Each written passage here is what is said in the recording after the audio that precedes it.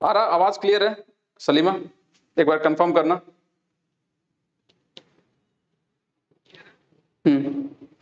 ठीक है, अभी ऐश्वर्या बताओ जरा, आवाज तो आ रही होगी।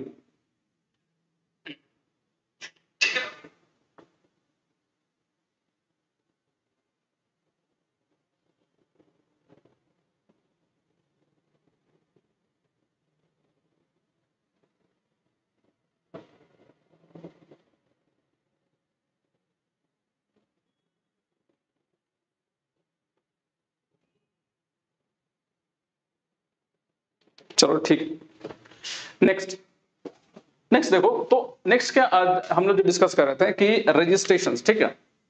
तो registration was basically a method जहां पर कोई भी आदमी if he want he can register for the Indian citizenship. ठीक है, क्लियर है पॉइंट ये रजिस्ट्रेशंस जो है, रजिस्ट्रेशंस आमतौर पे अगर देखा जाए ये वो प्रोसेस होता है जहां पर अगर कोई आदमी इंडिया का सिटीजन नहीं है या कोई ऐसा तरीका नहीं है जिससे वो मतलब बाय बर्थ या बाकी सारे तरीके से वो नहीं ले सकता सिटीजनशिप, तो रजिस्ट्रेशन उसके पास एक तरीका होता है जहां पर ही can take the citizenship of that particular हमारे देश का। ठीक है, अब रजिस्ट्रेशन में जैसे हमने एक प्रोसेस बताया था कि यू कैन बी द आपका इंडिया का सिटीजनशिप में रजिस्ट्रेशन हो सकता है provided that you should fulfil certain conditions. अब वो कंडीशंस क्या क्या था? एक तो कंडीशंस ये था कि ये person of Indian origin who is ordinary resident in India for 7 years before making an application for registration.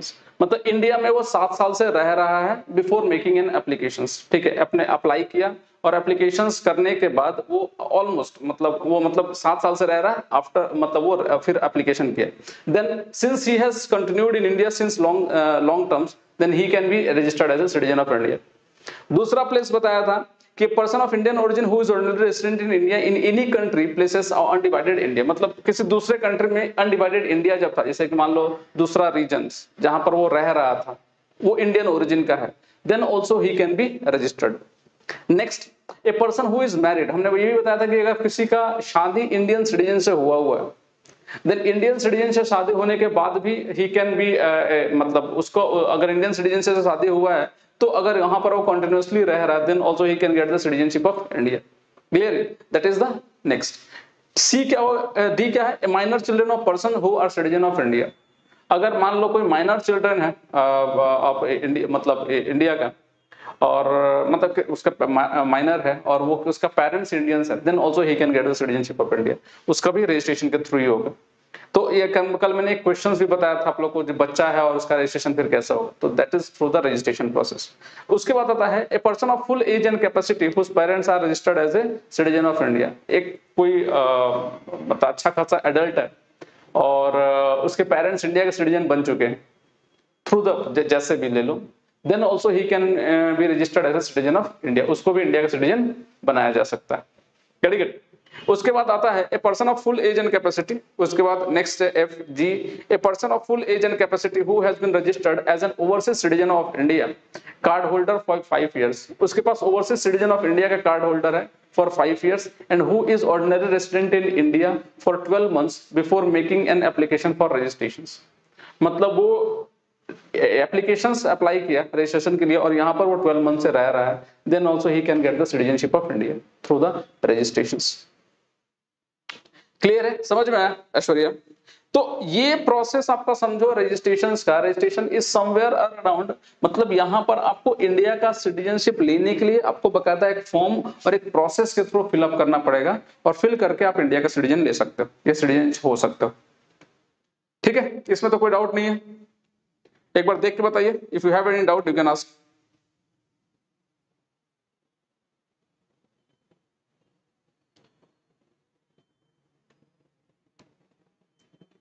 ठीक है, समझ में आया? नेक्स्ट, उसके बाद क्या होता है,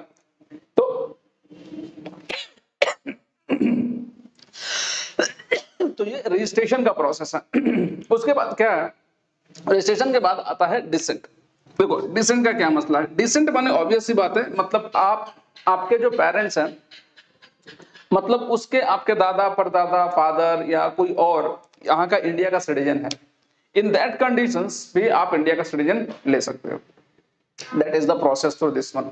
ठीक है, तो इसको एक बार क्या हमने प्रोसेस से बताया था डिसेंट में, तो डिसेंट में कुछ चीजें थी जैसे कि आमतौर पे a person who born outside India on or after 26 January 1950 but before 10 December 1992, मतलब 26 जनवरी 1950 बट बिफोर 10 आपका दिसंबर 1992, इन दोनों के बीच में अगर कोई एडमिशंस अगर कुछ हुआ है, then that person can also be the citizen of India, मतलब उसका जन्म अगर यहाँ बाहर में हुआ है और वो उसके फादर मतलब पेरेंट्स है इस तरह के, then a citizen of India by descent if his father was a citizen of India, मतलब उसके फादर अगर इंडिया का सिटीजन है और इसका जन्म इस कंडीशंस में इसके बीच में हुआ है कहीं भी, then in that situation he can be the citizen of India by birth।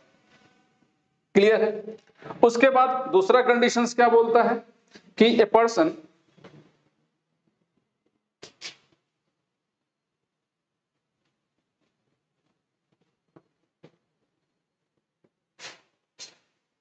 Next आता है, ये फर्स्ट कंडीशन है। दूसरा कंडीशन क्या है कि a person born outside India on or after 10 December 1992, ठीक है, इज कंसिडर्ड, मतलब 10 दिसंबर 1992 से लेके 3 दिसंबर 2004, मतलब 10 दिसंबर 1992 से 3 दिसंबर 2004 के बीच में अगर उसका जन्म यहां हुआ है, देन उसके either of the parents should be the citizen of India, मतलब उन पापा मम्मी में से कोई भी एक पेरेंट्स, मतलब चाहे फादर चाहे मदर, कोई भी सिटीजन ऑफ इंडिया होना चाहिए। ठीक है, that is the second condition. और थर्ड कंडीशन में क्या बोलता है कि अगर मतलब 3 दिसंबर 2004 के बाद, 3 दिसंबर 2004 के बाद अगर किसी का जन्म होता है, 3 दिसंबर 2004 के बाद अगर किसी का जन्म होता है, then that person should be the citizen of India by descent if his both the parents or one of the parents should be the citizen of India and others should not be the illegal migrants। illegal migrants नहीं होना चाहिए। तो ये conditions क्या आता है आपका, ये provisions के अंदर में आता है। ठीक है, that is the descent। ठीक है ऐश्वर्या, समझ में आया पॉइंट ये?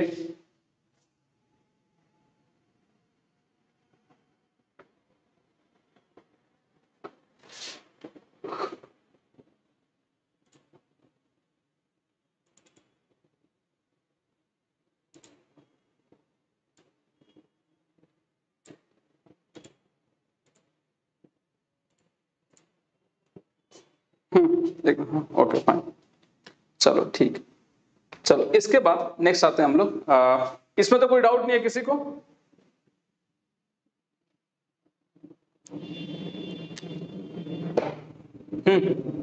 कोई भी और कोई डाउट सिटीजनशिप से रिलेटेड?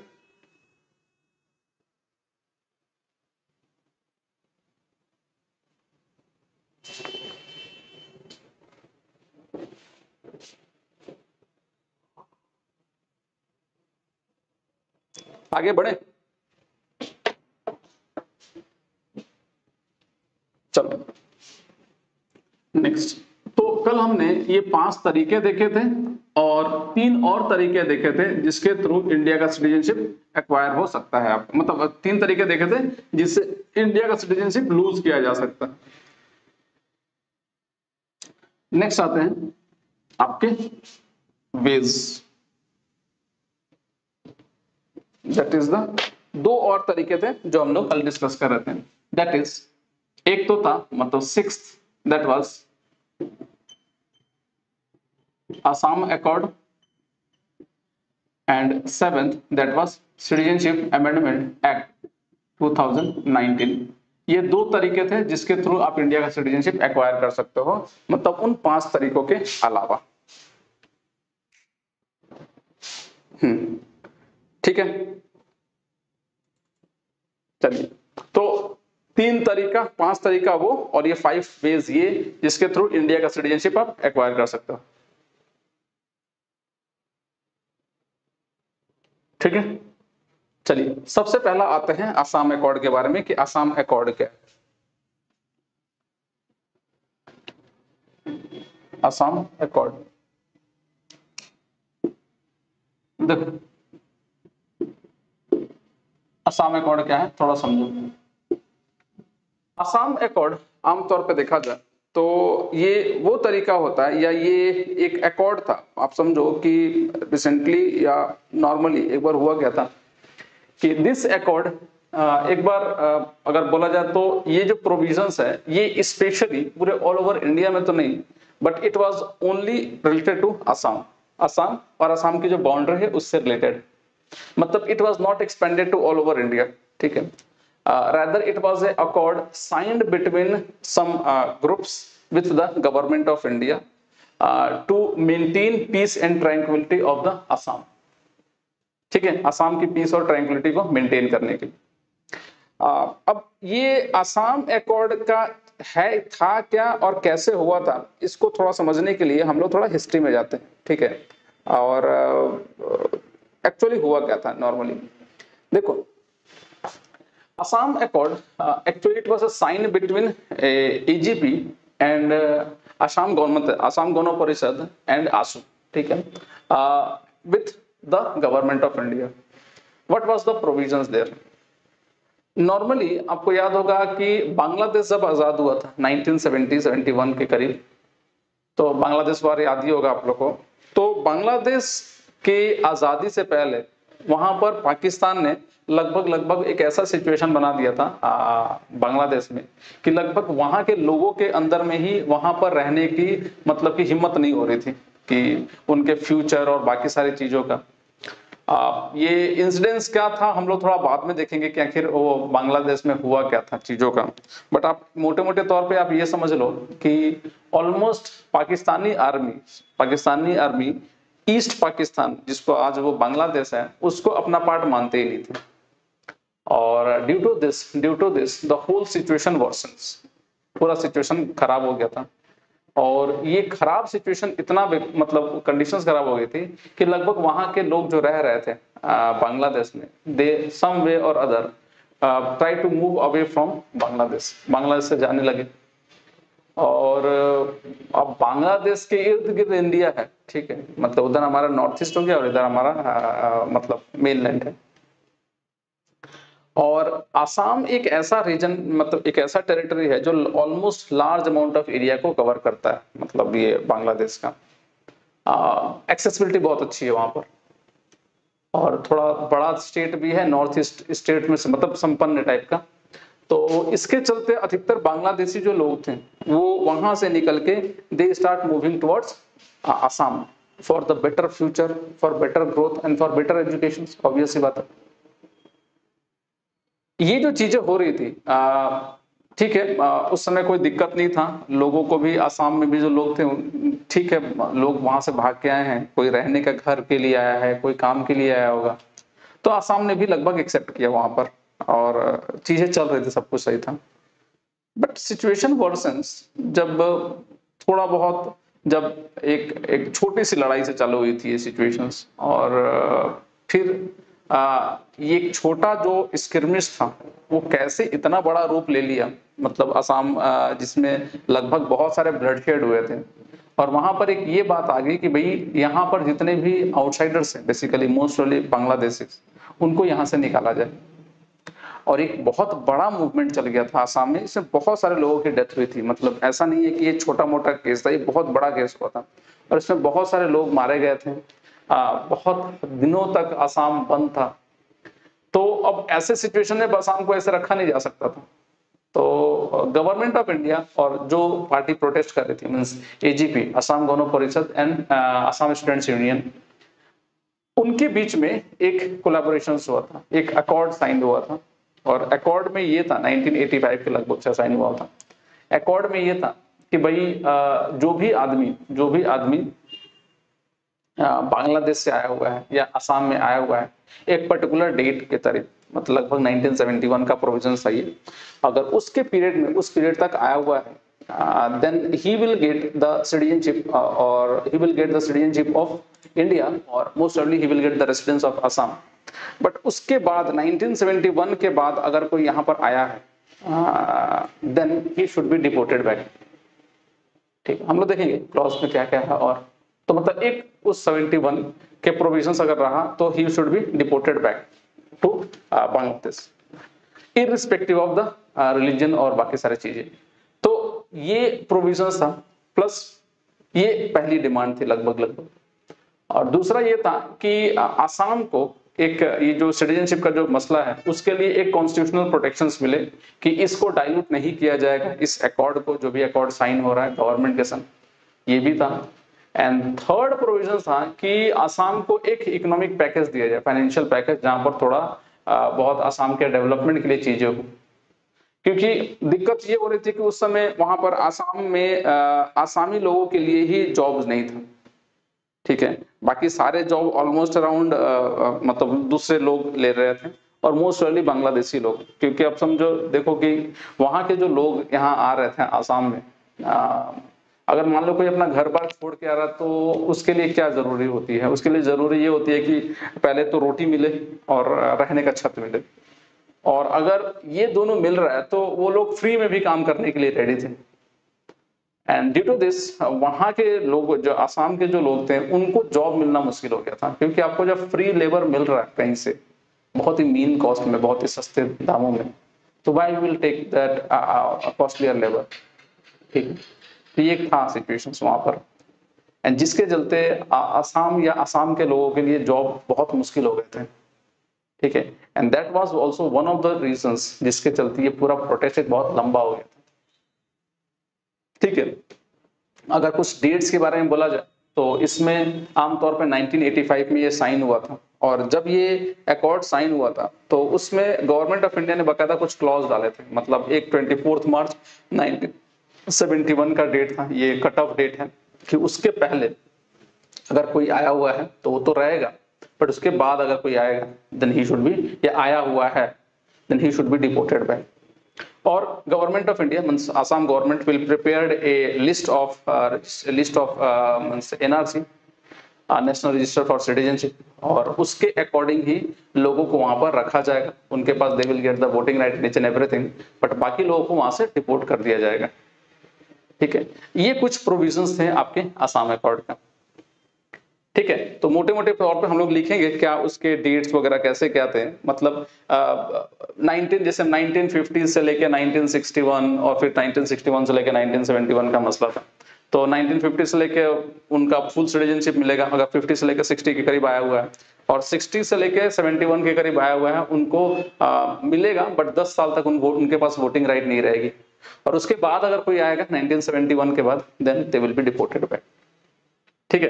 तो ये कुछ प्रोविजंस था असम अकॉर्ड का। तो आप ये समझ लो कि असम अकॉर्ड भी एक ऐसा तरीका था जिसके अकॉर्डिंग आपको सिटीजनशिप मिल सकता है, ठीक है। तो थोड़ा सा इसको लिख लेते हैं क्या क्या है कैसे प्रोविजंस के अंदर में,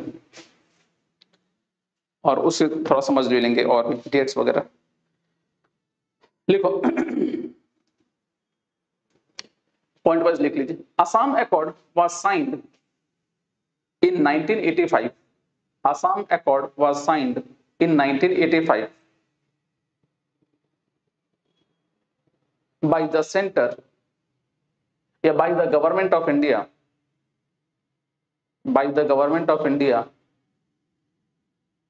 and Assam government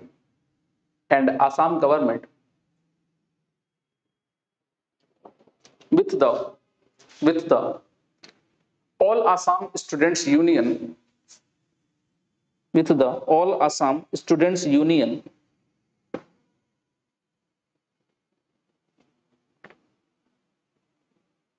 and Assam Gano या गणो परिषद, AGP, ये पॉलिटिकल पार्टी है आसाम के,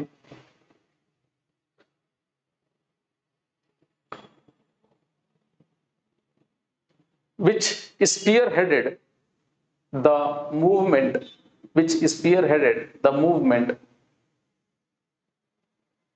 from 1979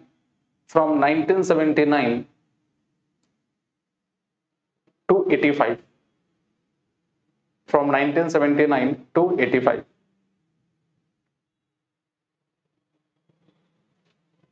Next point. This movement was against the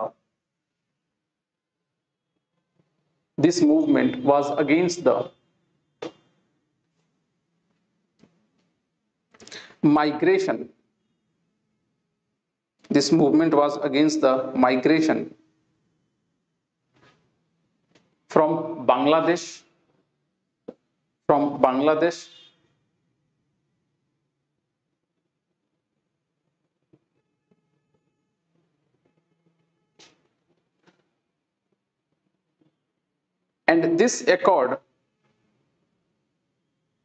and this accord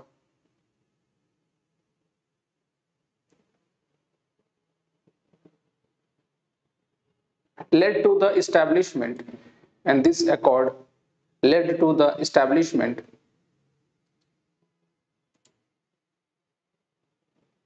led to the establishment of a cutoff date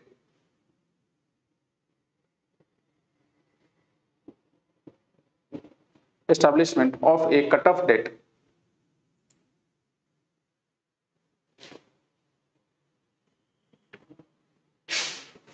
for the deportations for the deportations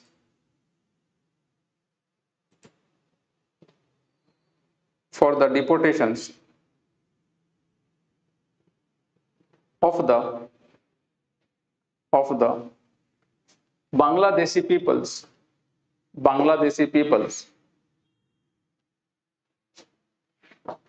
who Bangladeshi people who एक second hold करो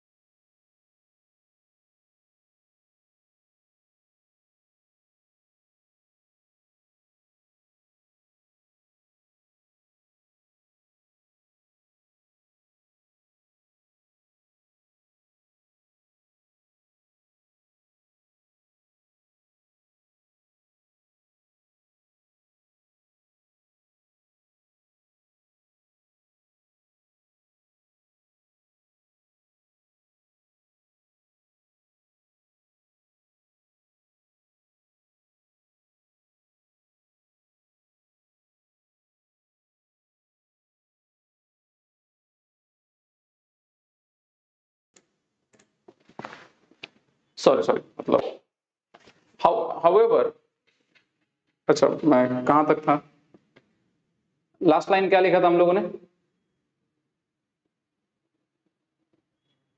okay okay ठीक है तरुण last line क्या था एक बार कोई last line बता दो मैं ही सुन लेता हूं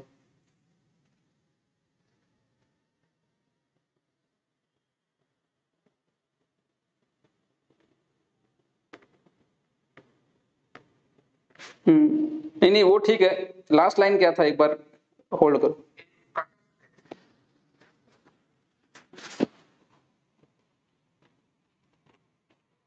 establishment of a cutoff date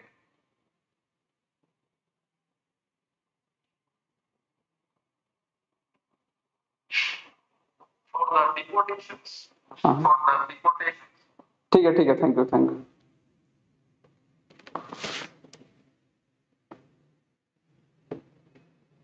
लिखो हाँ फॉर द डिपोर्टेशंस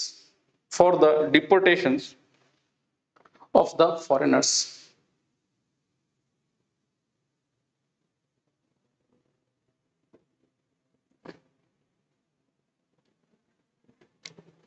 ठीक है फुल स्टॉप लिखो the foreigners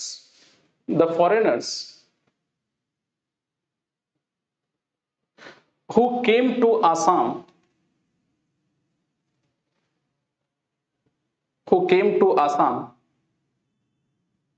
point clause wise, हाँ इसको क्लॉज वाइज करके लिखना है। The foreigners who came to Assam between 26 January 1950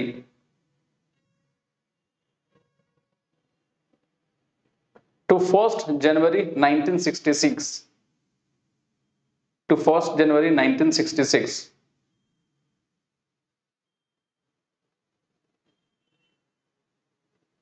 will get the full citizenship, will get the full citizenship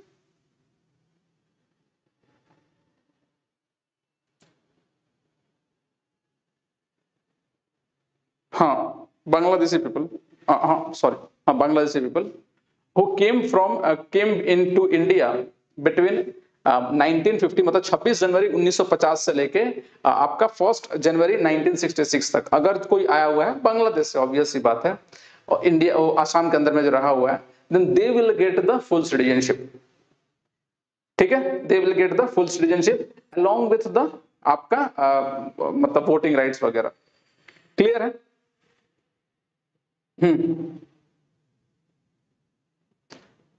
next point, however all those person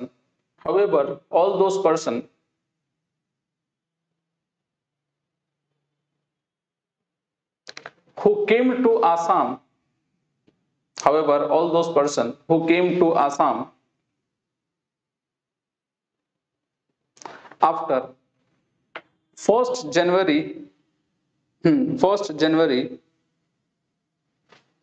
1966 up to 24th March 1971, up to 24th March 1971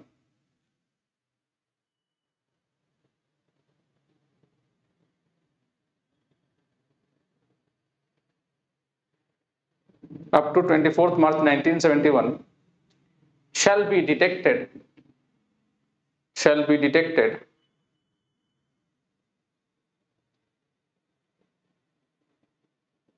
however they can stay in Assam, but their voting right will be restricted। मतलब 1966 से लेके 1 जनवरी 1966 से लेके 24th March 1971 they can stay in Assam but their voting right will be restricted for 10 years, can be restricted for 10 years।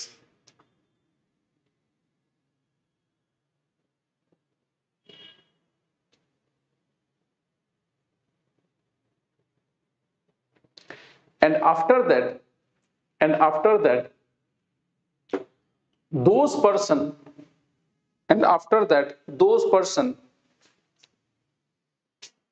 who came to Assam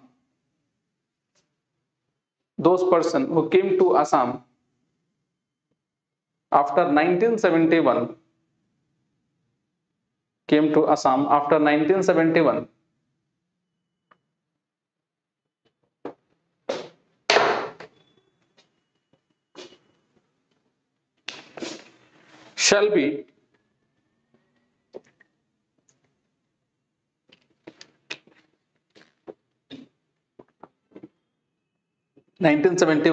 shall be detected and deported back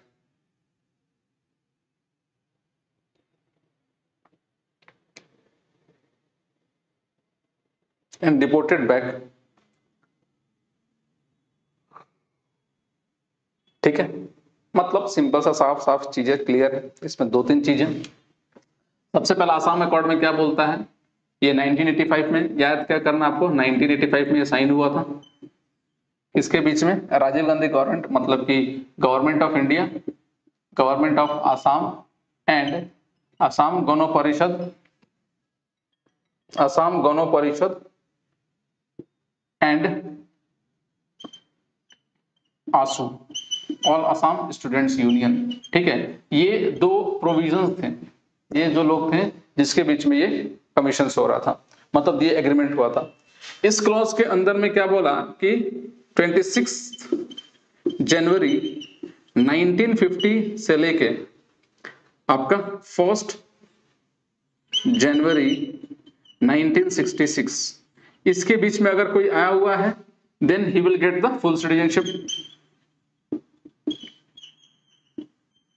ठीक है, 1 जनवरी 1966 से लेके आपका 24 मार्च 1971 इसके बीच में अगर कोई आया हुआ है then they will get the citizenship, but उनका वोटिंग राइट रेस्ट्रिक्टेड रहेगा 10 इयर्स के लिए, 10 इयर्स का उनका वोटिंग राइट रेस्ट्रिक्टेड रहेगा। एंड आफ्टर दैट ये जो 10 इयर्स का जो वोटिंग राइट रेस्ट्रिक्टेड रहेगा, after that they will be मतलब 10 इयर्स के बाद उनको रेस्टोर्ड कर दिया जाएगा। बट आफ्टर दो आया है 4 जनवरी मतलब कि मिडनाइट के बाद, मतलब 25 जनवरी मतलब 25 मार्च 1971 के बाद अगर कोई आया हुआ है then they will be deported back, उनको डिपोर्ट बैक कर दिया जाएगा। तो दैट इज द प्रोविजंस, ये इसका आपका है। ठीक है, असम अकॉर्ड का। क्लियर है ये पॉइंट सबको?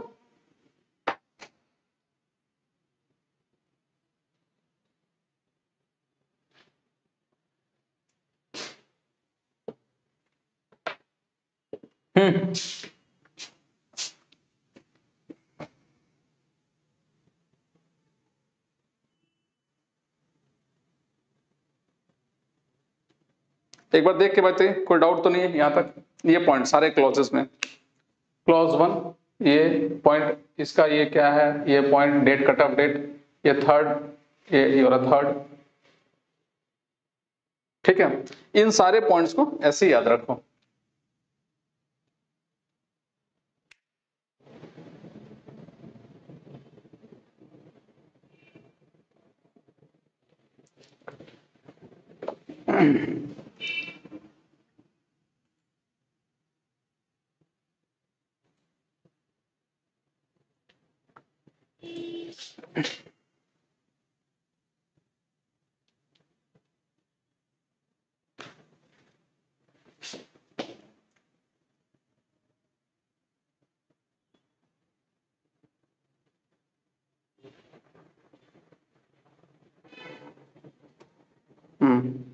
बाकी सबको क्लियर है ना?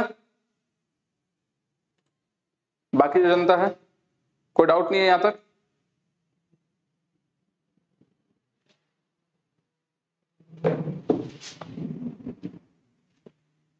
ठीक है, देखिए ये जो असम अकॉर्ड का जो प्रोविजंस है ये ऑलमोस्ट आपके असम गवर्नमेंट की जो है ना वेबसाइट में उसमें क्लियरली दिया हुआ है, ये सारा चीज वहीं से है, सारे डेटा।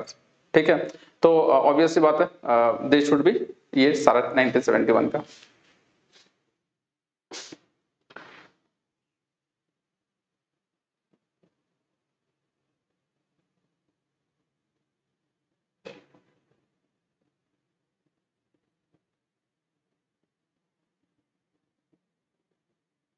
ठीक है, अच्छा देखिए ये जो सारा जो प्रोविजंस जो दिया हुआ है ये क्लॉज 5 में दिया हुआ है, क्लॉज 5। ये क्लॉज 5 क्या है? असम अकॉर्ड का। नेक्स्ट आता है क्लॉज 6 के अंदर में क्या दिया हुआ है, ये तो क्लियर है, हटा दे इसको।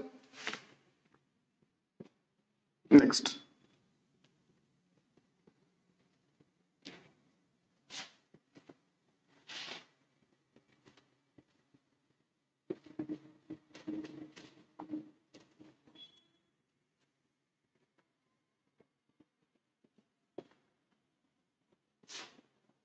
देखो क्लॉज 6 क्या है,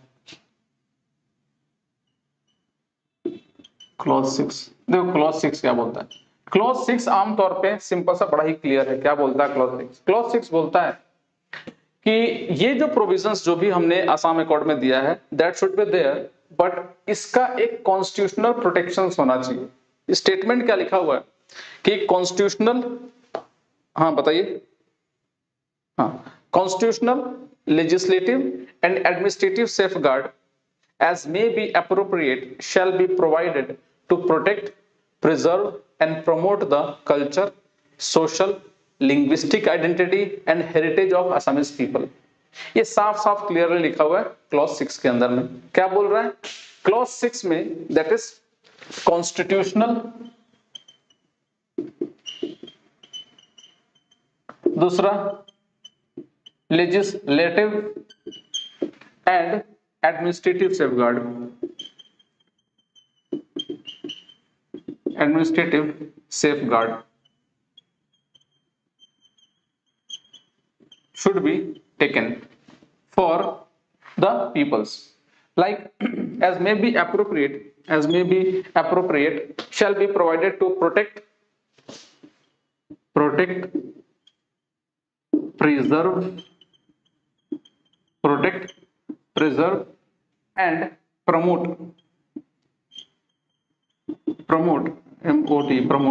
the culture,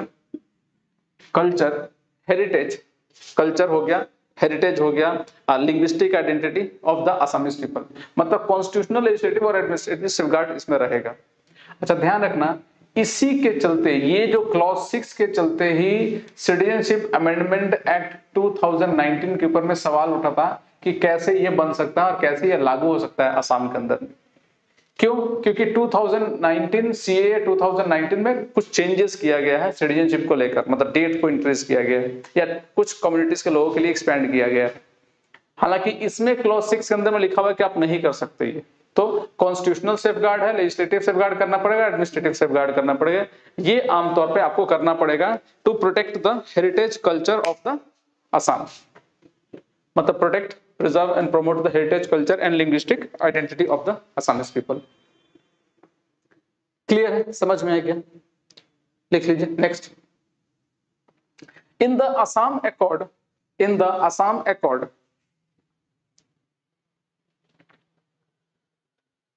it has also been agreed, in the Assam Accord it has also been agreed that there will be constitutional, there will be constitutional, comma, legislative and administrative safeguard, and administrative safeguard as may be appropriated, as may be appropriated shall be provided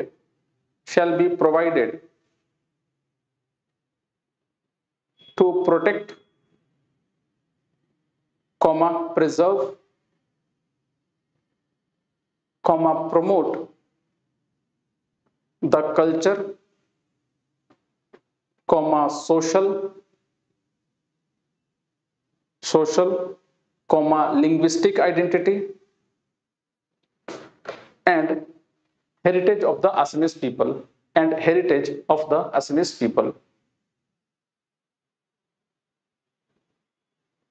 ठीक है? Clear है? Point समझ में आया? ठीक है। अब देखो, इसको करने के लिए लगभग गवर्नमेंट ऑफ इंडिया ने, मतलब असम गवर्नमेंट ने बहुत सारे प्रोविजंस किए, जैसे कि आपका प्रोटेक्शंस किया। उसके बाद श्रीमंत शंकरदेव आपके कला क्षेत्र सोसाइटी को इस्टेब्लिश किया गया। उसके बाद और भी बहुत सारा ज्योति चित्रपन फिल्म स्टूडियो का भी लगभग स्कीम 2 और इसके फेज 1 और फेज 2 इंप्लीमेंट किया गया। ठीक है। उसी तरह से आपके 17 को भी 21 करोड़ का बजट और फंड दिया गया ताकि उसको भी डेवलप किया जा सके। उसके अलावा बहुत सारे और भी फंड इन्वेस्ट किए गए हैं to protect the heritage and customs और हिस्ट्री ऑफ द असम। ठीक है। उस पर बहुत सारे आर्कियोलॉजिकल साइट है, इसको एक बार देख लेना, मैं इसको ग्रुप में डाल दूंगा। ठीक है। तो ये कुछ बहुत सारी चीजें लगभग आपके इस असम अकॉर्ड के तहत गवर्नमेंट ने किया था। उसके अलावा इकोनॉमिक डेवलपमेंट की बात की थी, तो इकोनॉमिक डेवलपमेंट में आपके पेपर मिल्स बनाने का बात हुआ था, तो पेपर मिल्स भी बनाया गया। आईआईटी वगैरह देने की बात थी, तो आईआईटी वगैरह भी स्टैब्लिश किया गया। तो कहने का मतलब आप ये समझ लो कि Assam accord is something around की असम की इकोनॉमिक डेवलपमेंट, हेरिटेज और कल्चर का प्रोटेक्शन, और यहाँ पर माइग्रेशन की जो इश्यूज है उसको सॉल्व किया जाए। क्लियर है? तो that is regarding the whole provisions of the Assam accord. ठीक है। अच्छा, ये बोगीबिल ब्रिज वगैरह भी इसी के तहत बनाया गया था, असम अकॉर्ड के तहत। ठीक है। अशोक पेपर मिल्स बनाया गया, नुमालीगढ़ रिफाइनरी बनाया गया था असम अकॉर्ड के अकॉर्डिंग। ठीक है। और शिलघाट जूट मिल्स भी इसको ओपन किया गया था। असम गैस क्रैकर प्रोजेक्ट भरा पड़ा इसमें। ठीक है। गुवाहाटी मेडिकल कॉलेज का अपग्रेडेशन, आईआईटी का इस्टेब्लिशमेंट। ठीक है, ये सब कुछ इसके अंदर में था। ठीक है।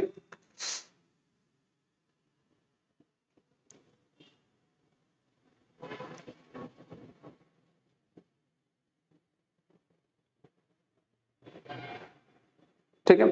तो लगभग इस पूरे आसाम अकॉर्ड में समथिंग अराउंड 15 क्लॉजेस है, 1 से लेकर 15 तक अलग अलग प्रोविजंस है। ये मैं एक बार इसको ग्रुप में शेयर कर दूंगा, इसको सारा एक बार पढ़ लेना। बट हमारे लिए सिटीजनशिप के लिए सिर्फ यही क्रक्स था जो हमने डिस्कस किया। ठीक है, क्लियर है? आगे बढ़ा जाए।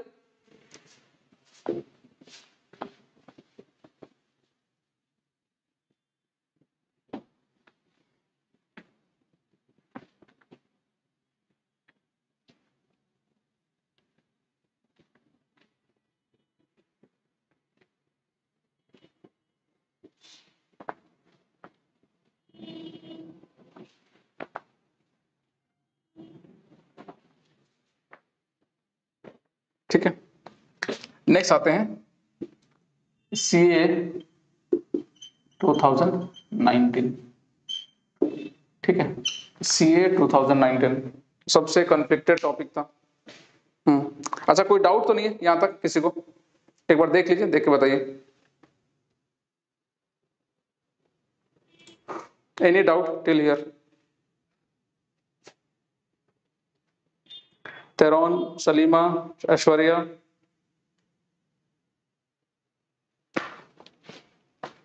आप लोग को ठीक है, कोई डाउट तो नहीं है?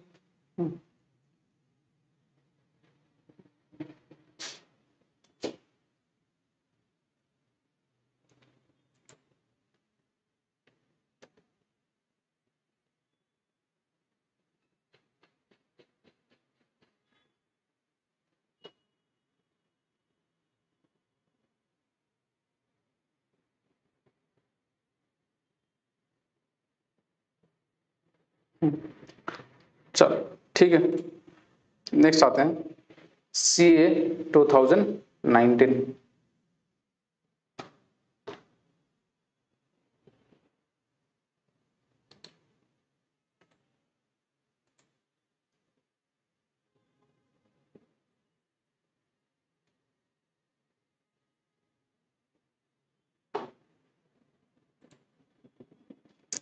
देखो,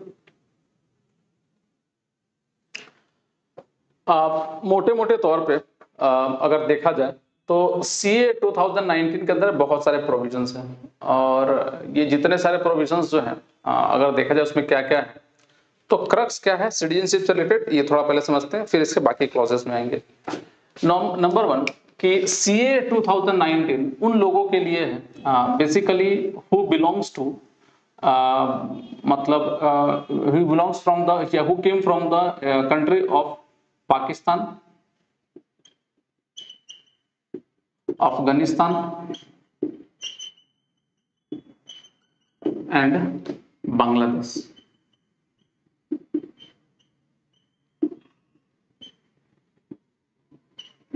पाकिस्तान, अफगानिस्तान और बांग्लादेश, ये वो लोग हैं जो पाकिस्तान से, अफगानिस्तान से और बांग्लादेश से आए हुए हैं। तो पहले that person should belong to Pakistan, Afghanistan and Bangladesh, and second he should also belong to the community of Hindu, Buddhist, Sikh, Jain, Parsi and Christian community. तो Buddhist, Hindu, Buddhist, Sikh, Jain, Parsi and Christian community, 1 2 3 4 5 6, मतलब आप इन 3 कंट्री एंड इस 6 community से होने चाहिए। And you should have came to India, you should have come to India before 31st December 2014। मतलब पहला ये है, पहला, दूसरा ये, और आप इंडिया के अंदर में एंटर करने चाहिए 31 दिसंबर 2014 के अंदर में, ठीक है। Then only you are liable to get the special offer under special offer of citizenship under this citizenship amendment act 2019, ठीक है। तो सिटीजनशिप अमेंडमेंट एक्ट 2019 के अकॉर्डिंग आपको सिटीजनशिप चाहिए इंडिया का, तो आपको पहले ये 3 कंट्री से होना पड़ेगा और 6 ये कम्युनिटी से होना पड़ेगा, 6 कम्युनिटी। और कट ऑफ डेट क्या होना चाहिए? 31 दिसंबर 2014। क्लियर है? ये कुछ प्रोविजंस है आपके सीएए 2019 के रिगार्ड, ठीक है। अब समझिए इसको ये बोल क्या रहा है। दिस प्रोविजंस बोलता है this act seems to amend the citizenship act 1955।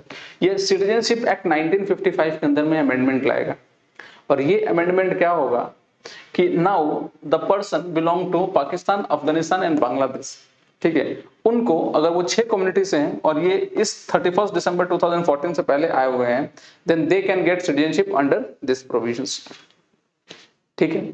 अब कुछ क्वेश्चन पूछा ये गया था कि क्या ये मतलब कौन से लोग होंगे ये, या क्या इनको बुलाया जा रहा है स्पेशल? तो ऑब्वियस सी बात है, बुलाया नहीं जा रहा। बुलाया जाता तो 2019 में पास हुआ था, और उनका कट ऑफ डेट 2014 क्यों रखा गया है? मतलब these peoples were already present in India, वो ऑलरेडी इंडिया में आ चुके हैं, and they were living in a refugee conditions, refugee camp वगैरह में रह रहे हैं, और जहां पर उनके खिलाफ 2 केसेस चल रहे हैं। मतलब केस, एक तो foreigners entry act, foreigner entry act and passport act, इन दोनों एक्ट के अकॉर्डिंग उनके ऊपर में केस चल रहा है। क्यों? देखो मसला हुआ क्या था, थोड़ा समझ लीजिए फिर आगे बढ़ते हैं।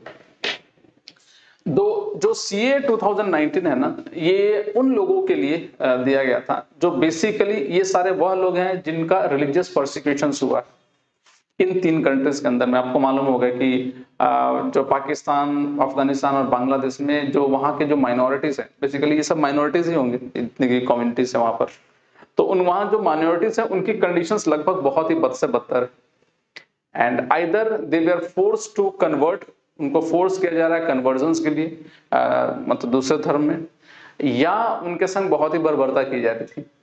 तो दीज पीपल्स वो वहां के जगह मतलब उस देश को छोड़ के, अब क्योंकि इंडिया ही एक ऐसा कंट्री था जहां पर वो आ सकते थे ये लोग, लगभग सारे ले लो, तो और कोई जाने के लिए उनके पास लगभग कोई चारा नहीं था कहाँ जाएं। तो that's why they came to India, और वो यहीं पर रह गए। बकायदा उनका जो वीजा का पीरियड था, उस पीरियड के एक्सटेंशन, मतलब वहां पर वीजा इनवैलिड हो गया, फिर भी वो यहीं पर रह रहे हैं। इवन उन्होंने ये भी कह दिया कि अगर हमको भले आप यहीं पर हमको मार दो, पर हमें भेजो मई। तो that was the conditions, that was the thing which was said by this peoples. अब क्योंकि अगर आप इंडिया में एक पर्टिकुलर वीजा पीरियड से ज्यादा रह रहे हो तो आपके ऊपर में केस होना लाजमी है, तो उनके खिलाफ एक केस भी हो रहा था, ठीक है। इस केस के अकॉर्डिंग अब हुआ क्या कि गवर्नमेंट ऑफ इंडिया ने जब ये एक्ट लाया, तो इस एक्ट ला के इस दोनों केस जो चल रहा था इन सारे लोगों के ऊपर में, उसको नल एंड वॉइड कर दिया। जैसे नल एंड वॉइड कर दिया तो ये इलीगल माइग्रेंट्स नहीं रह गए लोग, मतलब now they are legally allowed to take the citizenship of India, ठीक है। अब उनका जो प्रोविजंस था कि ये जो पीरियड है कि हमें 31 दिसंबर 2014 के पहले आना पड़ेगा, अगर वो फुलफिल करता है और ये भी फुलफिल करता है कि I am from this particular country, and ये भी फुलफिल करता है I belongs to this particular community, then they are allowed to get the citizenship of India. But आपको ये तीनों कंडीशन फुलफिल करना पड़ेगा। 2014 से आपको पहले आना पड़ेगा, आपको इस कंट्री से होना पड़ेगा और ये कम्युनिटी से होना पड़ेगा, प्लस आपके खिलाफ ये दोनों केस चलने होने चाहिए। then only you will get the citizenship of India. ठीक है। प्लस यहां पर एक और प्रोविजंस डाला गया था कि मान लो ये जो जितने भी कम्युनिटीज हैं उनका जो हमारा देखो जो रजिस्ट्रेशन का जो पीरियड है, रजिस्ट्रेशन का नेचुरलाइजेशन का जो पीरियड है ऑलमोस्ट अराउंड 11 ईयर्स, उसको घटा के कितना कर दिया था, 7 ईयर्स कर दिया था। ये प्रोविजंस यहीं पर है, अगर मैं आप लोग देख पाओ, रुके मैं एक बार इसमें डालता हूं आपका CA 2019 का PDF।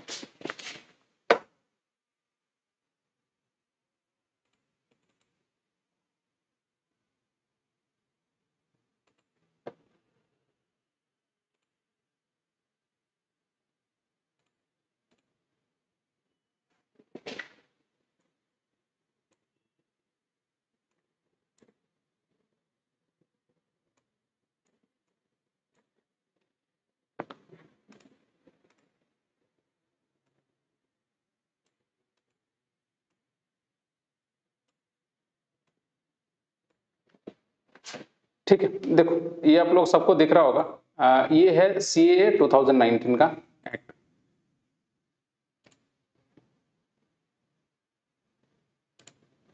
ठीक है, देखो सबको दिख रहा है ना, ये इसको बड़ा करें या हो जाएगा?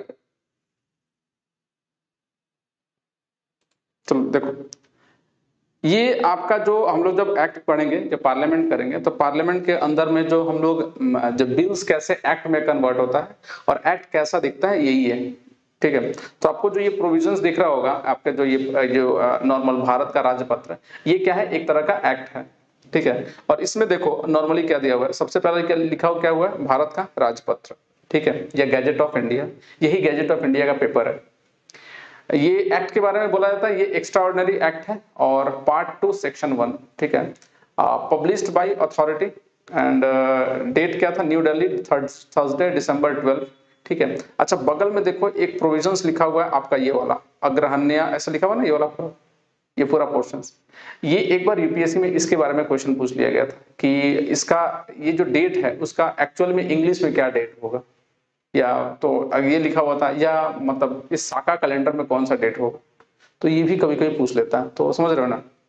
उसके बाद कौन कौन से मिनिस्ट्री ने इसको पास किया था, लाया था, तो ये लाया था ministry of law and justice. तो ध्यान रखना, ये ministry of law and justice के मतलब लेजिस्लेटिव डिपार्टमेंट है, उन्होंने ये बिल लेकर आया था। क्लियर है point? This following acts of parliament received the assent of the president on 12th December 2019 and is hereby published for the general instructions, general information, मतलब लोगों के informations के लिए ये दिया गया था एक्ट। Now ये बोल क्या रहा है, the Citizenship Amendment Act 2019, the act further to amend the Citizenship Act 1955, be it enacted by the Parliament in the 70th year of the Republic of India as follows.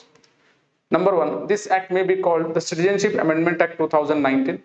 And it shall come into force on such date as the central government may by notification in the official gazette appoints। ठीक है, मतलब ये बोला कि ये जो act है ये तभी इन्फोर्स होगा जब सेंट्रल गवर्नमेंट कोई नोटिफिकेशंस के थ्रू ऑफिशियल गैजेट्स में इसको लाएगा या पब्लिश करेगा, तो that is the central government by notifications in the official gazette. ठीक है, नेक्स्ट सेकंड क्या बोलता है, ठीक रहा ना सबको। सेकंड प्रोविजंस में ये बोल रहा है, in the citizenship act 1955 Herein are referred to as the Principal Act in Section 2 in subsection 1 in clause B the following provisions shall be inserted। तो ये प्रोविजन इंसर्ट करेगा। कौन कौन सा ये प्रोविजंस में क्या क्या प्रोविजन है? सबसे पहला provided that any person belonging to Hindu, देखिए इसमें क्या बोल रहा है कि provided that any person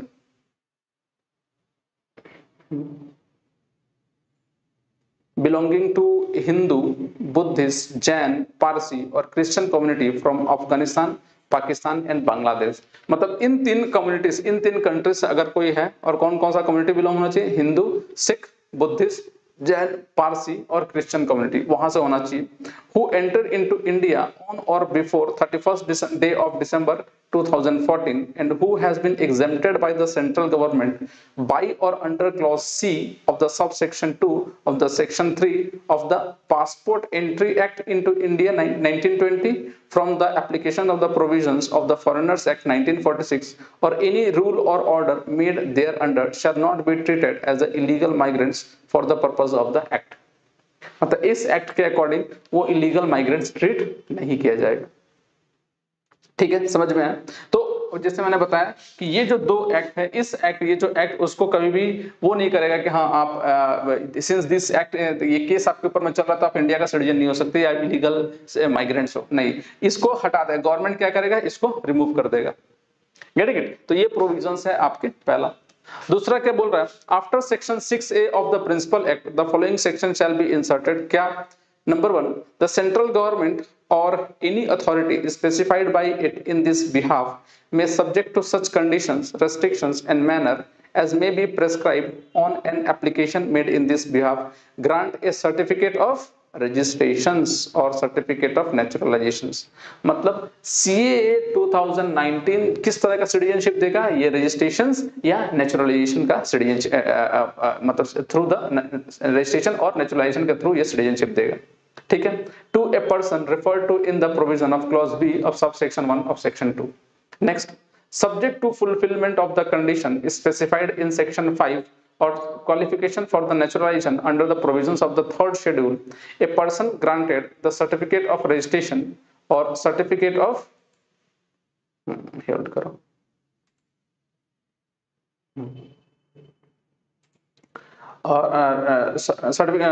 grant certificate of registration or certificate of naturalization under subsection 1 shall be deemed to be a citizen of India from the date of his entry into India। ठीक है, वो India का citizen होगा जब से वो India में entry कर गया, तो फिर कोई मसला ही नहीं रहा उसे केस चलाने का। On and from the date of commencement of the Citizenship Amendment Act 2019, any proceeding pending against a person under this section in respect of illegal migrations or citizenship shall stand abated or on conferment of citizenship to him, provided that such person shall not be disqualified for making application for the citizenship under the section on the ground that the proceeding is pending against him and the central government and authority specified by it in this behalf shall not reject his application on that ground if he is otherwise found qualified for grant of the citizenship under this provision sections। मतलब आपको तामझाम जितना भी है ये आप यही समझ लो कि गवर्नमेंट ऑफ इंडिया उसके खिलाफ जो भी ये केसेस चल रहा है उस केसेस को वो क्या करेगा? हटा देगा। ठीक है, तो वो इलीगल माइग्रेशन का जो केस था वो नहीं होगा। तो आपको मालूम होगा कि सिटीजनशिप में किसी भी तरह का इलीगल माइग्रेंट्स को हम लोग अलाउ नहीं करेंगे। ठीक है, last provided further that the person who makes the application for citizenship under this section shall not be deprived of his right and privilege of which he is entitled on the date of receipt of his application on the ground of making such applications। ठीक है, अच्छा देखो next में क्या बोला? आसाम में जो हमने बोला ना कि वो देखो आसाम के लिए क्या लिखा हुआ है, nothing in this section shall apply to tribal areas of Assam, Meghalaya, Mizoram and Tripura. ये आसाम, मेघालय, मिजोरम और त्रिपुरा के जो ट्राइबल एरियाज हैं वहां पर किसी भी तरह का ये प्रोविजंस लागू नहीं होगा, जो भी ट्राइबल एरियाज है। तो ये जो प्रोविजंस था आसाम अकॉर्ड का वो तो हट गया, कोई दिक्कत नहीं रहा। and also included in the 6th schedule of the constitutions and area covered under the inner line। और inner line permit के अंदर में भी जितने भी एरियाज आएंगे, चाहे अरुणाचल ले लो या दूसरे स्टेट्स ले लो, अगर जो इनर लाइन परमिट के अंदर में है तो वो भी इसके प्रोविजंस के अंदर में नहीं आएंगे, मतलब वहां पर भी ये लागू नहीं होगा। Next in section 70 of the principal act, ये हटा दो, कोई जरूरत नहीं है। 5 in section 18 of the principal act in subsection 2 the following clause shall be inserted, namely the conditions, restriction and manner for granting certificate of registration or certificate of naturalization under subsection 1 of section 6B। Next 6, In the third schedule to the Principal Act, in clause D, the following provisions shall be inserted, namely, number one, provided that for the person belonging to Hindu, Sikh, Buddhist, Jain or Parsi community in Afghanistan, Pakistan, Bangladesh and Pakistan, the aggregate period of residence of or service of the government in India is required on the clause shall be not less than 5 years, 5 years in place of not less than 11 years. ठीक है। अच्छा, जो मैंने बताया था कि normally एक जो रजिस्ट्रेशन का जो प्रोसेस होता है वो नॉर्मली 11 इयर्स होता है, तो 11 इयर्स से घटा के कितना घटा है, लगभग समवेयर अराउंड इसको 5 इयर्स कर दिया गया। मतलब समझो टोटल कितना बताया था, 12 साल बताया था ना, 12 साल में से 7 इयर्स माइनस कर दिया गया था यहाँ से, और 7 इयर्स माइनस करके टोटल कितना हुआ 5 इयर्स तक। तो 5 इयर्स तक आपको रहना है, then you can easily get the citizenship of India through this provisions. Clear है, समझ में आया पॉइंट ये?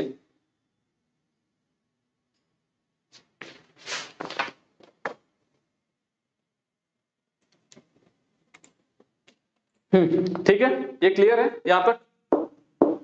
Any doubt?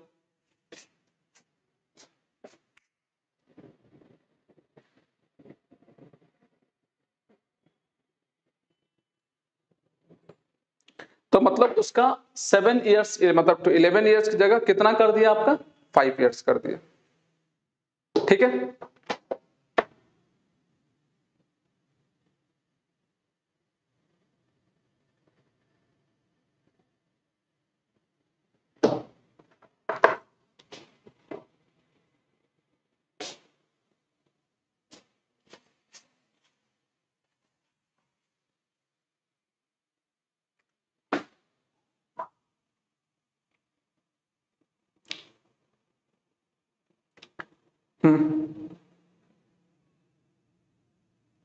समझ में आया सबको? चलो, तो बस बेसिक बेसिक चीजें आप याद रखो। क्या याद रखो, ये सीए 2019 किसको देगा, वो लोगों को देगा जो 31 दिसंबर 2014 से पहले आना पड़ेगा, ये कंट्री, ये कम्युनिटी। ठीक है, और ये किस तरह से इसको रजिस्ट्रेशन सिटीजनशिप मिलेगा, through registration and through naturalisation, यही आपसे पूछा जाएगा और कुछ नहीं। और कितना घटाया गया इसके लिए, इनके स्पेशल कितना टाइम दिया गया इनके लिए, 5 इयर्स दिया गया। कितने इयर्स को माइनस किया गया, 7 इयर्स को, मतलब टोटल कितना था, 12 साल था। याद होगा आप लोग को, 1 साल रेगुलर और 11 साल के लिए आपको मतलब एक लॉन्गर पीरियड में 13 इयर्स में, लगभग 14 इयर्स में आपको कंप्लीट करना पड़ेगा। तो वो 12 इयर्स ना करके वो कितना कर दिया, 5 इयर्स। मतलब एग्जैक्टली अगर बोला जाए तो 11 इयर्स को घटा के कितना में कन्वर्ट कर दिया गया, 5 इयर्स में कन्वर्ट करा दिया गया। ठीक है, समझ में आया ये? एक बार देख के बताओ, कोई डाउट तो नहीं है? अगर डाउट होगा तो एक बार देख लेंगे हम लोग फिर से।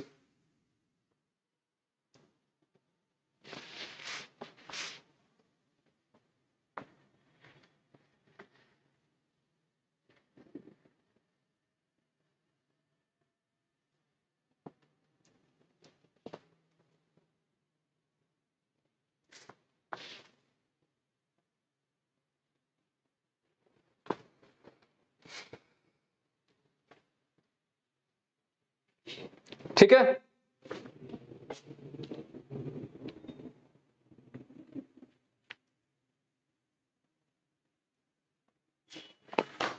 अरे भाई बताइए, ठीक है ना?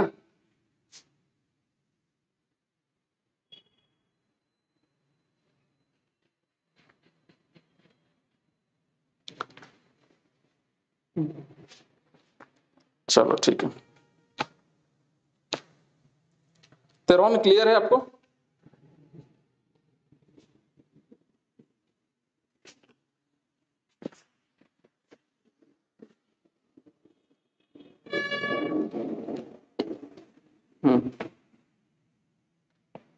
चलो चलो ठीक है, तो चलिए थोड़ा लिख लीजिए एक एक करके सब प्रोविजन सीए 2019 में।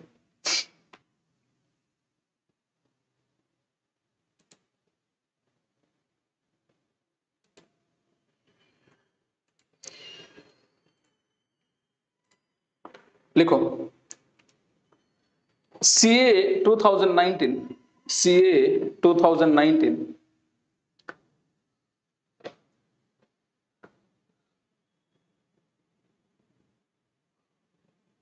was a special provisions was a special provisions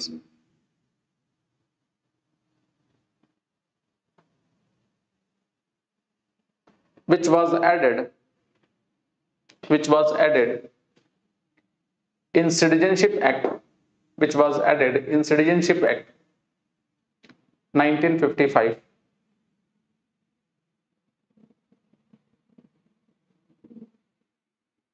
Added in Citizenship Act 1955. This amendment seeks to make Hindu. This amendment seeks to make Hindu, Sikh,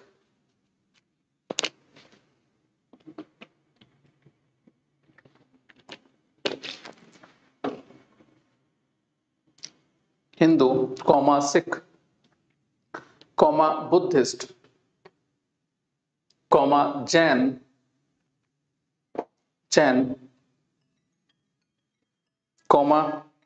Parsi community and Christian illegal migrants. ठीक है, तो क्या क्या डाला आपने? Hindu, Sikh, Buddhist, Jain, Parsi and Christian community from Afghanistan,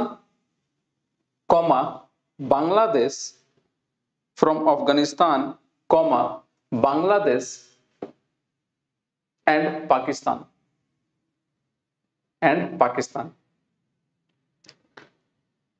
full stop. They are made eligible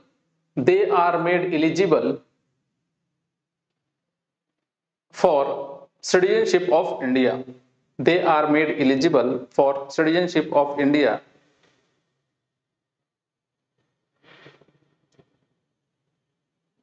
full stop. In other words,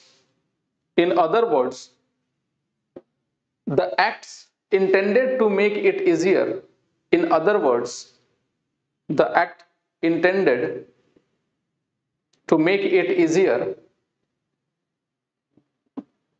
for persecuted people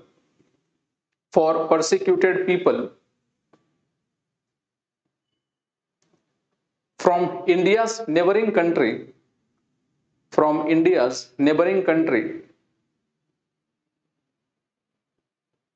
to become citizens of India.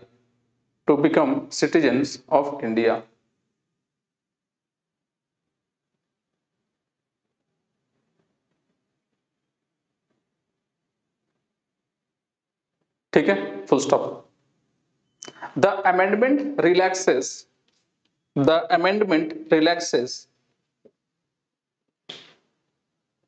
requirement of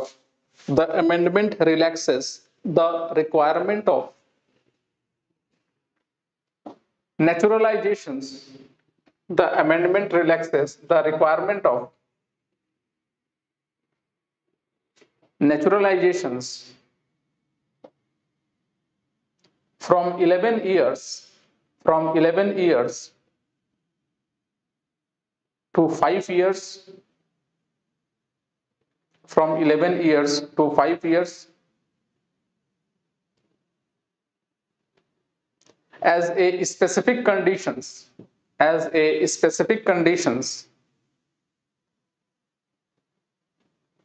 for applicants,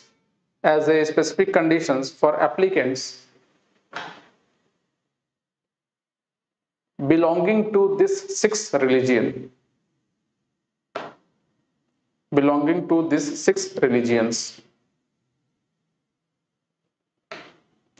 Full stop. The cutoff date for citizenship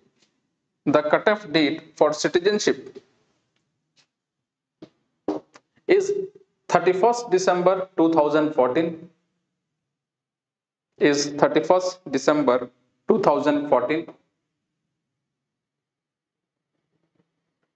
It means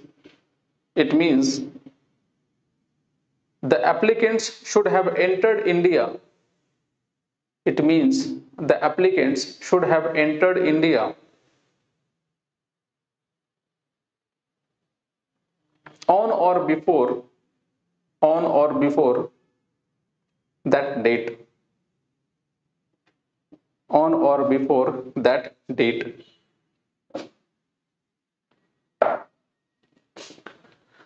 Full stop. The act says that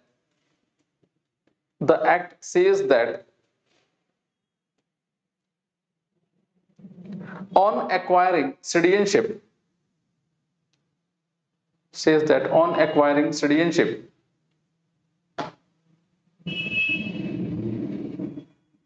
of India, on acquiring citizenship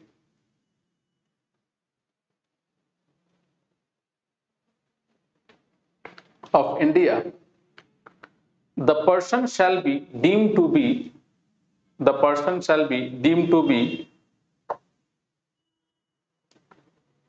the citizen of India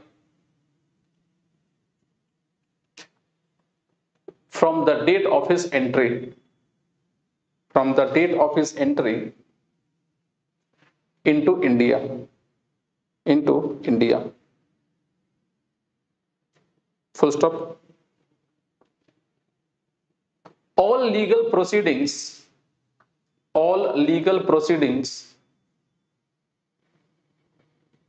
against them,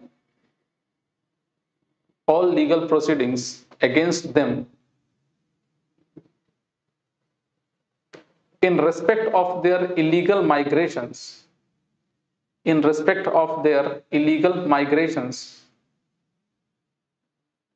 or citizenship, will be closed.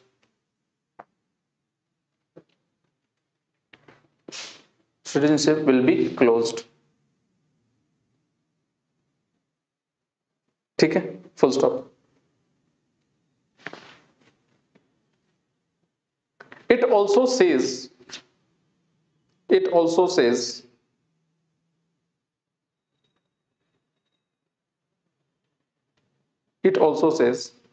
people holding, अच्छा ठीक है, it's not required. Next, exceptions लिख लीजिए.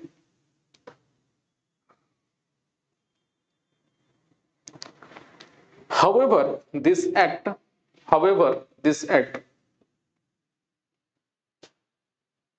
will not be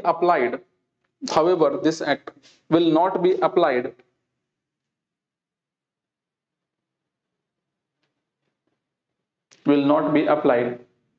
In the tribal areas of Assam, Meghalaya, Mizoram and Tripura.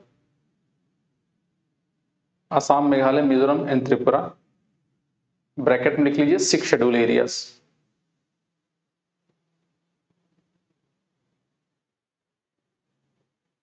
As well as it will also not apply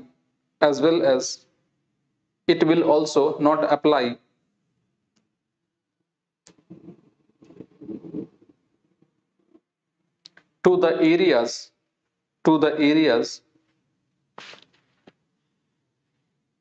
under the inner line permit.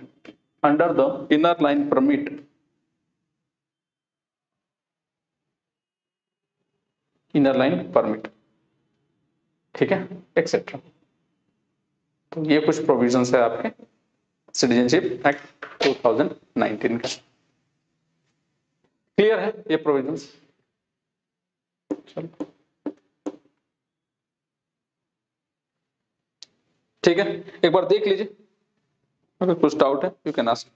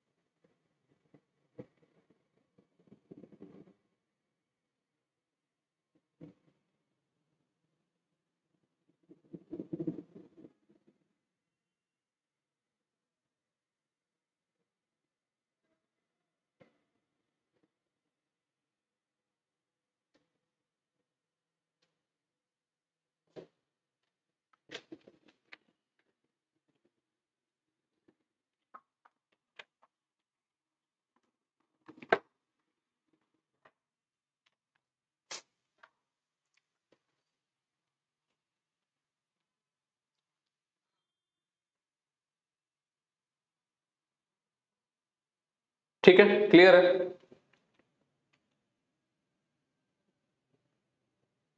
तो Pakistan, Afghanistan and Bangladesh.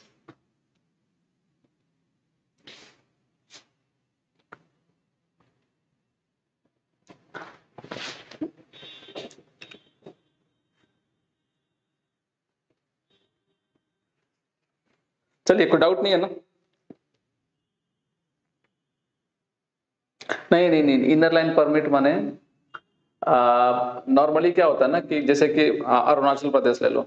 Arunachal Pradesh में अगर आप ईटानगर वगैरह आओगे तो आपको एक इनर लाइन परमिट बनाना पड़ता है। एक जस्ट एप्लीकेशन टाइप का होता है, एक फॉर्म फिलअप करना, मतलब आपको एक आपके संग एक अटैचमेंट फॉर्म मिलता है। इट इज समथिंग लाइक कि जब जैसे मान लो अगर अरुणाचल प्रदेश आप आओगे तो आपको एंट्री करने, आपको ऐसे एंट्री नहीं करने दिया जाएगा, चाहे रेलवे स्टेशन, बस स्टैंड या आपके जो जितने भी एंट्री पॉइंट्स हैं अरुणाचल के। आप जैसे कि मान लो बस से आते हो या ट्रेन से आते हो तो रेलवे स्टेशन में आपको रोका जाएगा और आपको एक पास बनवाना पड़ेगा, मतलब एंट्री करने के लिए। ध्यान रखना, ऐसा एरिया जहां पर आपको पास बनाना पड़े उसको हम लोग इनर लाइन परमिट बोलते हैं। ठीक है, मोबाइल में अंदर में हमारे पास है, तो वो आपको चाहिए होता है। तो कुछ एरिया जहां पर आपको पास लगता है फॉर आउटसाइडर्स को, जो उस स्टेट में एंट्री करने के लिए आपको पास लगेगा, वैसे एरिया को हम लोग बोलते हैं इनर लाइन परमिट। आइडिया था आपको ये?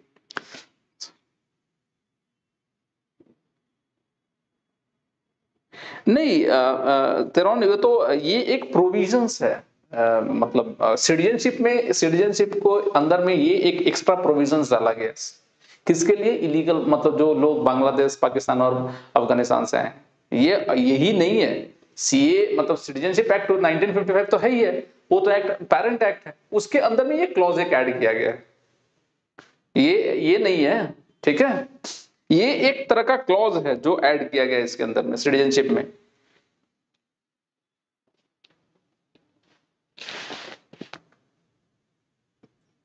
It is just a provisions in the CA 2019, मतलब CA सिटीजनशिप एक्ट 1955।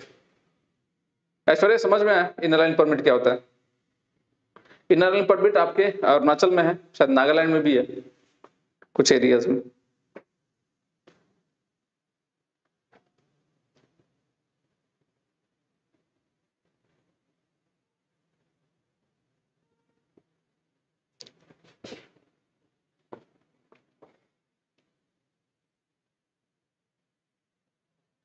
हम्म,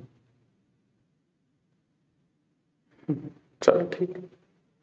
तो ये प्रोविजन है आपके।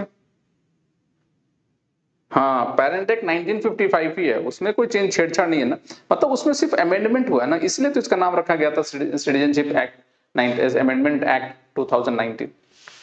नहीं तो वही एक्ट नहीं होता। ठीक है।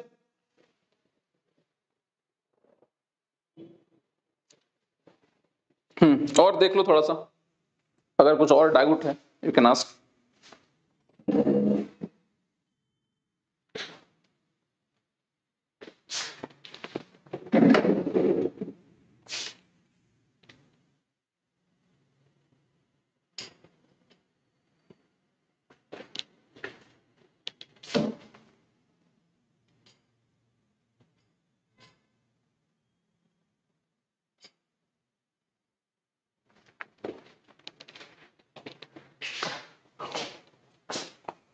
ठीक है।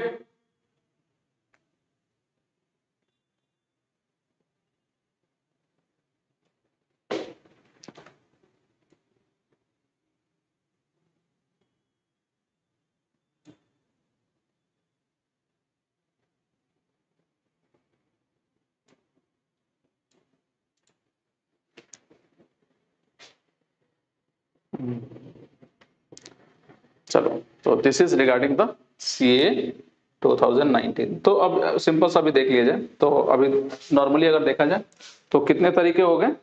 7 तरीके।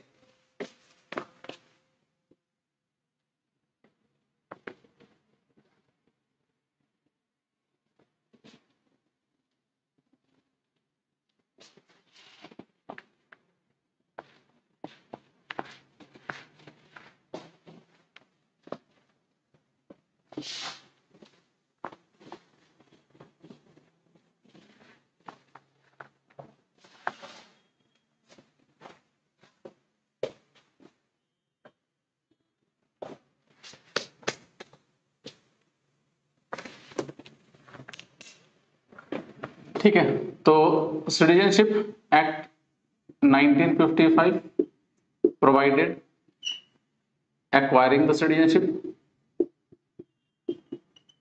and losing acquiring में कौन कौन सा है? BRAND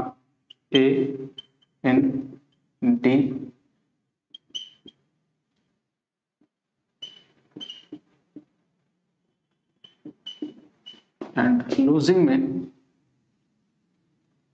3 तरीका कौन कौन सा? रेनंसिएशंस, दूसरा टर्मिनेशंस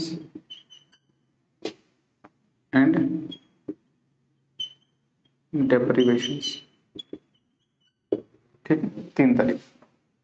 तो ब्रांड बाय बर्थ, दूसरा bye registrations, by acquisition, by naturalizations and by descent and by Assam Accord and by CA 2019। ठीक है, तो ये कुछ प्रोविजंस है आपके सिटीजनशिप एक्वायर करने का।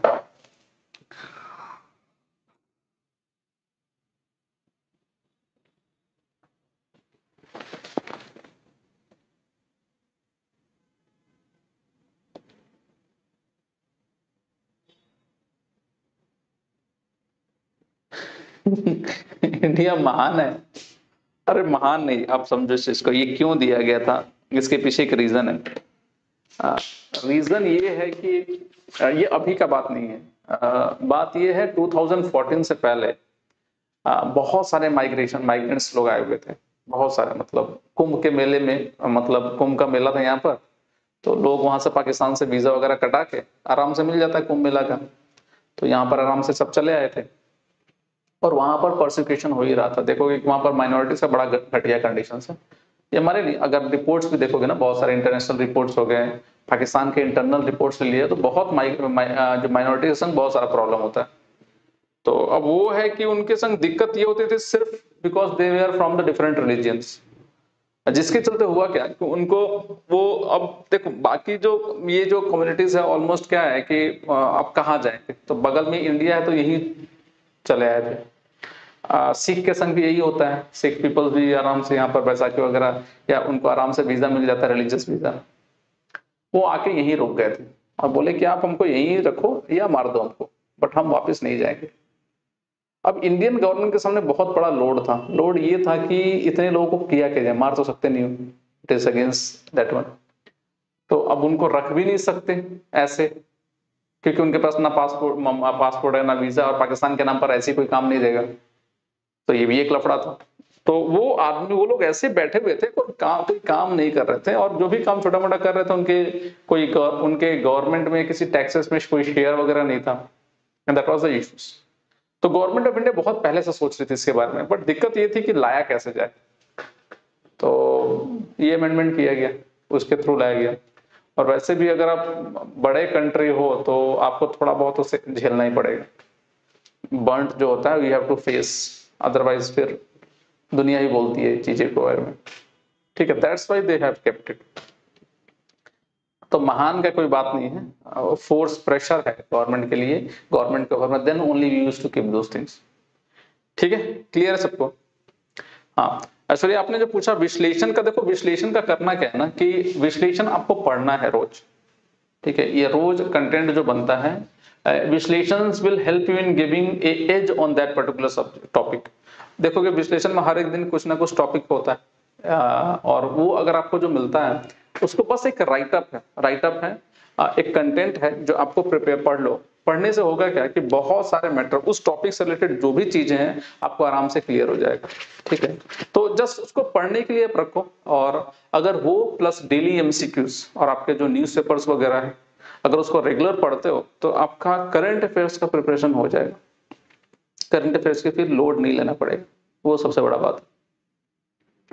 तो ऐसे ही करो, बस आपका जब विश्लेषण जाता है देखोगे कि 3-4 बजे तक विश्लेषण चला जाता होगा, उसको पढ़ो, जस्ट राइड अप है पढ़ के बस उसको रखो ऐसे ही। और हाँ, आपके पास मोबाइल में रहेगा, उसको एक बार सेव करके रखो चीजों को, क्योंकि बाद में बहुत इंपॉर्टेंट है। ये पूरा होलिस्टिक उसमें वो रहता है, कंटेंट रहता है विश्लेषण में, मतलब उस टॉपिक का डिटेल डिस्कशन होता है, ठीक है।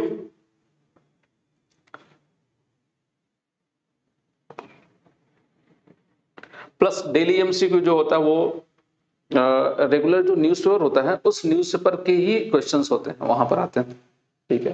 तो वो भी इंपॉर्टेंट है, ठीक है, उसको भी पढ़ना जरूरी है। और वो भी अगर पढ़ते हो तो वो भी काफी अच्छा हेल्प मिलेगा आपको। एमसीक्यू आपके करंट अफेयर्स प्रिपेयर्ड हो जाएंगे, सिर्फ उतना से ही हो जाएगा, बाकी करने की जरूरत भी नहीं है। समझ में आया सबको?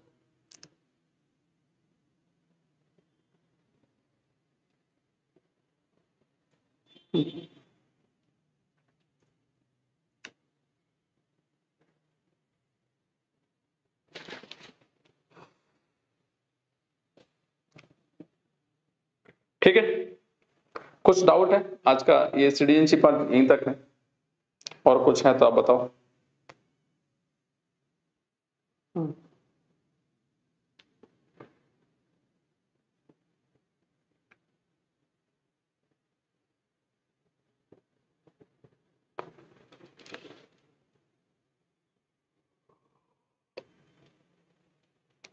ठीक है, चलिए यहीं तक रहने देते हैं। अगर कुछ डाउट है आप पूछ सकते हो कोई भी चीजों के बारे में।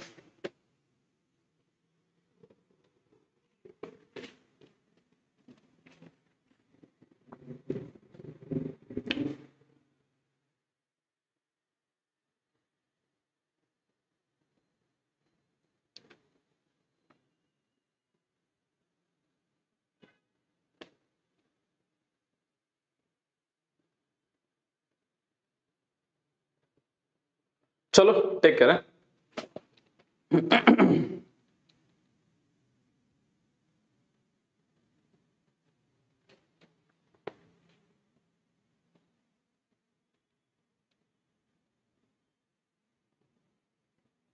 अच्छा अच्छा ऐश्वर्या, ये मतलब ये 28 को आप दे रहे हो, मतलब ये एग्जाम दे रहे हो, कितने लोग दे रहे हैं इसमें से?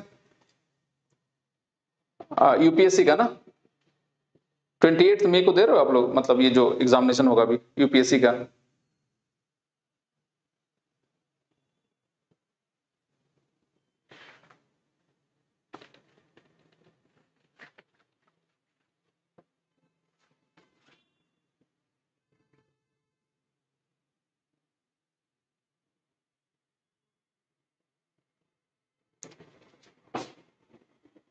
देखो मतलब कहने का मतलब ये मैं ये बता रहा था कि मोस्टली सारे लोग आप लोगों को जो फर्स्ट अटेम्प्ट देने वाले ही हो, ठीक है। एक चीज समझो इस चीज को कि नॉर्मली प्रीलिम्स का एग्जामिनेशन कब देना चाहिए, ये भी एक बहुत सारा लोग बहुत सारे चीजें फैला रहे। नॉर्मली प्रीलिम्स का एग्जामिनेशन तब देना चाहिए जब आपका मेंस का ऑलमोस्ट 30% कंप्लीट हो जाए, 30 या 40%। मैंने क्या कहा कि प्रीलिम्स का एग्जाम, यूपीएससी प्रीलिम्स का एग्जाम तब दो जब आपका मेंस का, ओके हाँ ठीक है कोई बात नहीं, दे दो, कोई इशू नहीं, देख के देखो। बट नॉर्मली प्रीलिम्स का एग्जाम कब देना चाहिए, जब आप यूपीएससी का जो आपका सिलेबस है उसका मेंस का 40, 30, 45, 50% लगभग कंप्लीट है आपका, तब आपका ऑलमोस्ट चांस ये होता है कि आपका प्रीलिम्स निकल जाएगा तो मेंस निकलने का चांसेस बहुत ज्यादा होता है, ठीक है। मैं ये नहीं कह रहा हूं कि आप मत दो, ठीक है, आप दो, दे के आओ, देखो कैसा लग रहा है। बट एक्चुअली एक स्ट्रेटजी ऐसी बनाओ कि जब हम प्रीलिम्स का एग्जामिनेशंस दें तो हमारा मेंस का लगभग 35 40 45 50% मिनिमम कंप्लीट होना चाहिए। मतलब आपका मेंस का पेपर कंप्लीट हो जाना चाहिए सारा, ऑप्शनल का अगर हो तो कुछ पोर्शन रह कंप्लीट हो जाए, ठीक है। That should be the strategy, क्योंकि उस तरह से ये ऐसे ही होगा, उस तरह से करने से ही आपका चीजें क्लियर होगी, ठीक है। नहीं तो फिर आप प्रीलिम्स दे के कोई मतलब नहीं है, ठीक है, प्रीलिम्स दे के निकल नहीं रहा है तो वो चीजें दिक्कत होती है, ठीक है। तो 28 का जो एग्जामिनेशन है उसको दो, that will be very much, कोई बात नहीं, एक तरह से आपको एक्सपीरियंस मिलेगा, बट ध्यान रखना जब अटेम्प्ट सही से दो तो उस समय कोशिश करो कि ऑलमोस्ट आपका 45 आपका कंप्लीट हो जाए, ठीक है, क्लियर है। हाँ ठीक है,